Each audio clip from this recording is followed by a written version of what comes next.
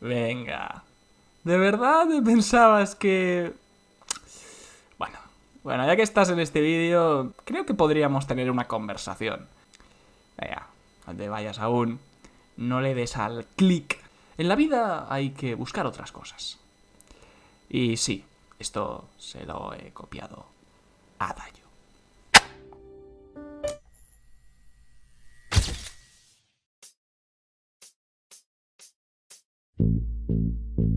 Se suele decir que todo es política.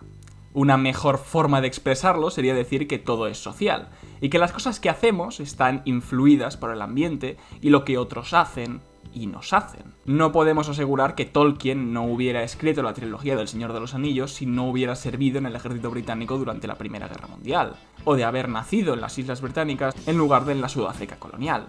Pero resulta lógico que esas vivencias le influyeron bastante. Movieron su mano cuando escribía sobre Mordor. Por otra parte, más allá de las influencias externas, está la filosofía defensora de la subjetividad absoluta, por la cual toda obra tiene un mensaje político en su interior, una ideología subyacente, que, ya sea de forma consciente o inconsciente, se filtra en el arte. Tolkien escribió sobre los relatos de la Tierra Media al mismo tiempo que escribía Carta a los amigos y conocidos, donde defendía la importancia de la religión cristiana, el rechazo al materialismo capitalista, la heroica lucha del general Franco contra el ateísmo rojo y la repugnancia frente al brutal antisemitismo de Hitler. No podemos decir que El Señor de los Anillos sea una obra cristiana, o reaccionaria, o anticomunista, o antifascista. Pero dado que uno no puede limpiarse el alma de ideología cuando va a escribir, no sería descabellado pensar que algo de la ideología de Tolkien se filtra en los discursos de Gandalf y en la filosofía de la comarca y de Frodo y de Sam. En el caso que nos atañe, se añade que The Boys no es una serie fantástica, sino de ciencia ficción, pero además se asienta en nuestro mundo, y este, con algunos cambios, es reconocible. Alan Moore dijo una vez que la idea de Watchmen le vino porque pensó que si los superhéroes existieran en nuestro mundo, ya no sería nuestro mundo, sino el suyo. Los guionistas de The Boys toman otro camino. Si los superhéroes existieran, serían esencialmente iguales al resto de las personas, pues el sistema capitalista los deglutiría de la misma forma, defecando una marca o un producto que vender o comprar.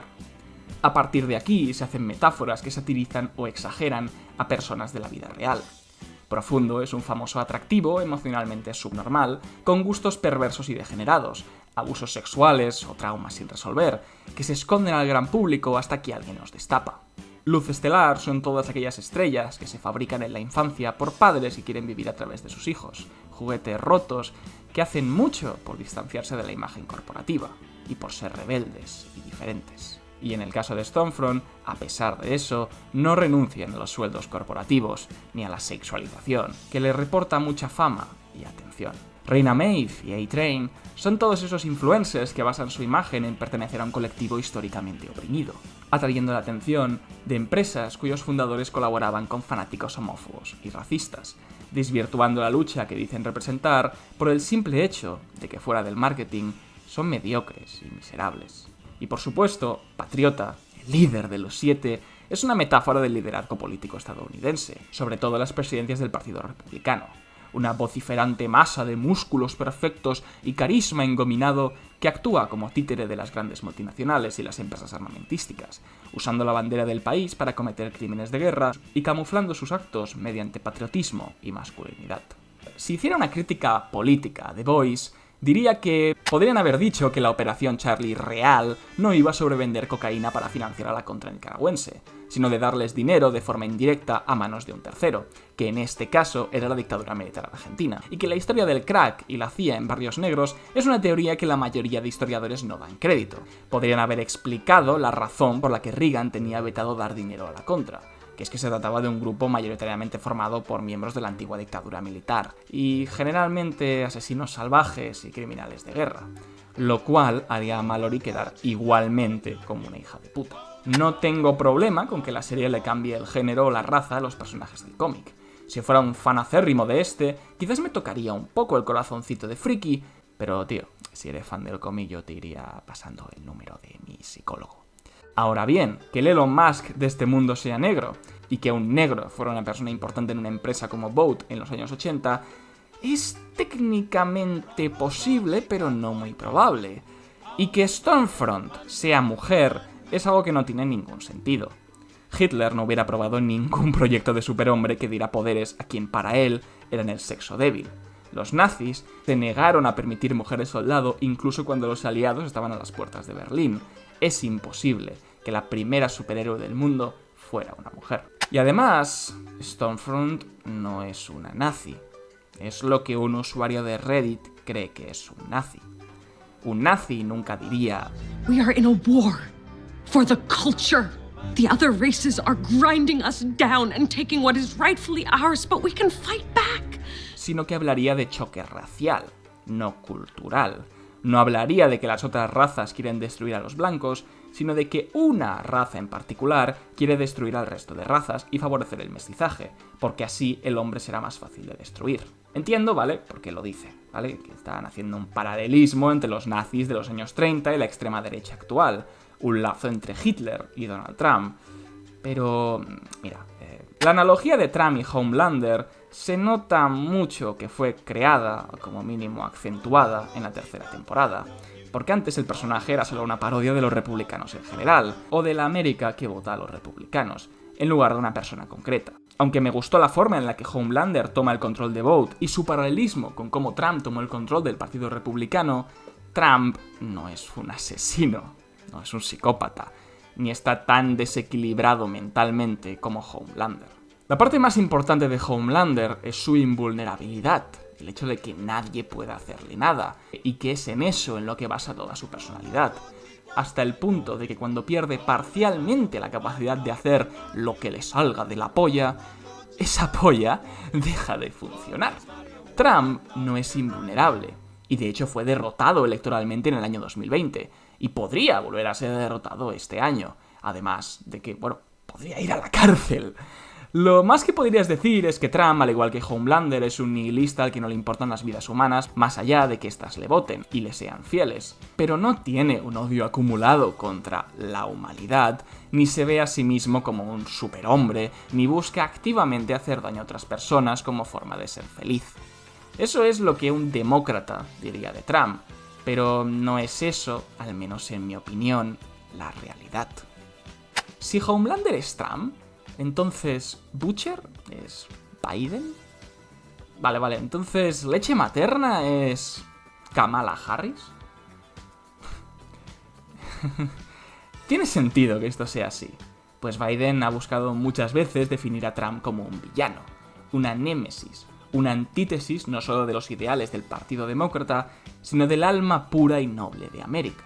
De la misma forma que Homelander y Butcher son una némesis, siendo Homelander el Moriarty de nuestro Holmes.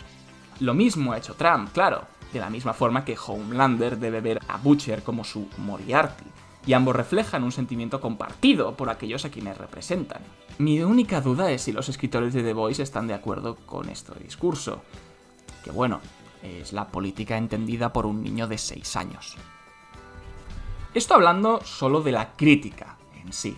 Refiriendo a cómo esa crítica se introduce, pues se introduce mal, obviamente, pero eso no es culpa de los creadores de la serie, sino del público a quien estaba dirigida. Se equivocaron metiendo temas tan actuales, temas que generan picor en la gente. Se equivocaron al pensar que su audiencia le gustaría rascarse. La cita que he puesto al principio del vídeo proviene de una entrevista de los años 80, en la que Frank Miller, el legendario escritor de cómics, mencionaba cómo un dibujante de la época había sido despedido de Marvel porque a sus fans no les gustaba su estilo poco realista. He tenido la oportunidad de echar un vistazo a los dibujos de muchos de nuestros chavales en diversas convenciones, y casi sin ninguna excepción, todos están influenciados por las mismas fuentes y acaban copiando los mismos amaneramientos. En cierto sentido, casi parece que la misma persona ha realizado todos esos dibujos. Los aficionados al cómic viven en un mundo demasiado aislado. No son conscientes de lo que ocurre en el resto de la cultura popular, y mucho menos en el mundo real. De este modo, los cómics sirven a un propósito: crean un mundo artificial donde los buenos vencen, mientras que en la realidad los buenos no siempre ganan, y eso, a los niños, les resulta aterrador.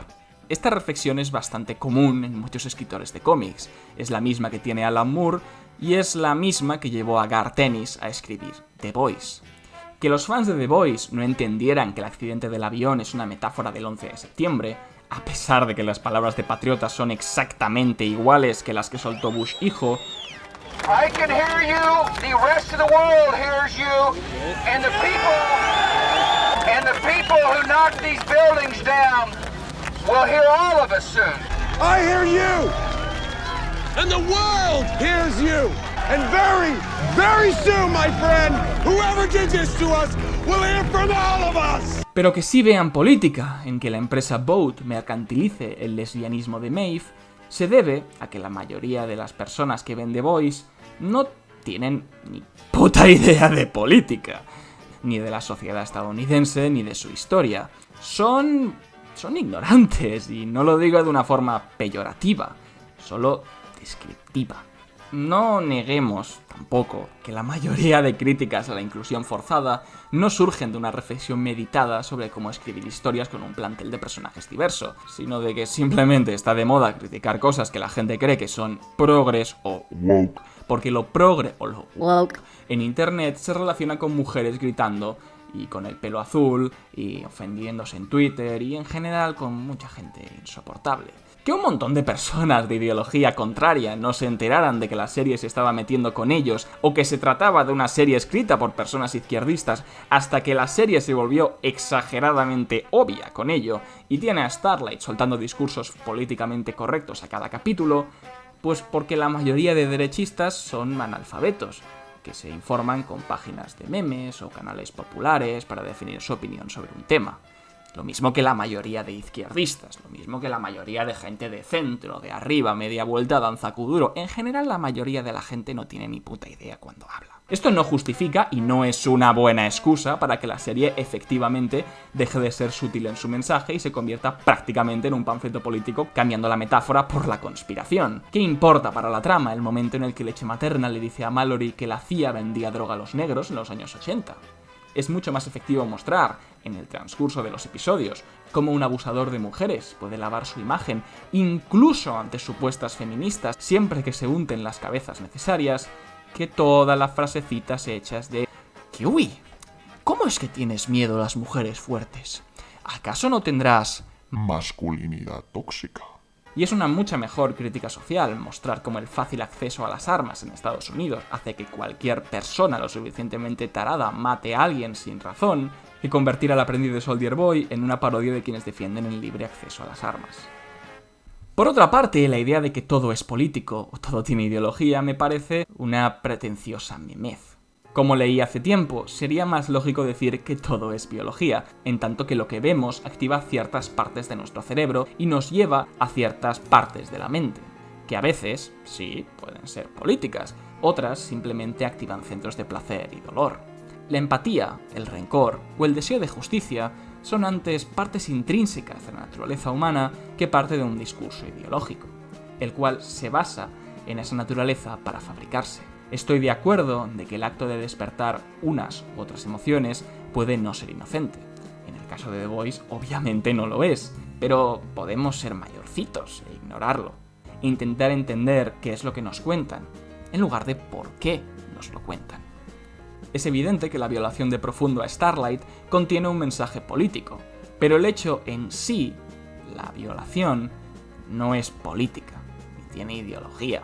Es un hecho que la serie te presenta, y tú decides qué hacer con ello. Si tu deseo es enfadarte porque crees que te están metiendo política, no eres mejor que quienes se enfadarían si la trama fuera de que Starlight acusara falsamente de violación a Profundo, lo cual también tendría ideología.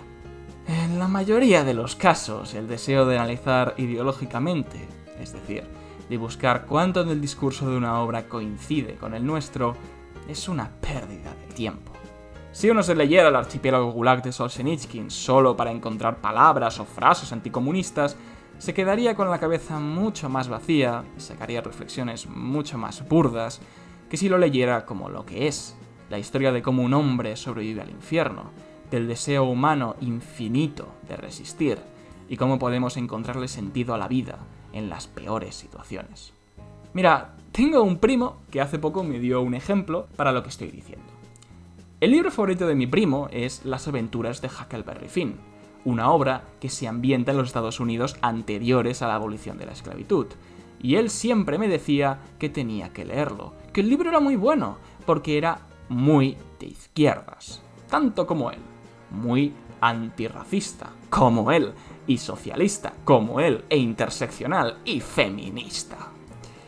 Yo simplemente le pregunté cómo podía ser su libro favorito si lo había leído en edades donde no sabía quién era Karl Marx. Y después de una larga conversación, me confesó que, en realidad, lo que más le gustaba del libro era la relación paternal entre el protagonista y su amigo esclavo. Una relación que le golpeaba por razones personales. Lo otro que me había estado contando era simplemente verborrea.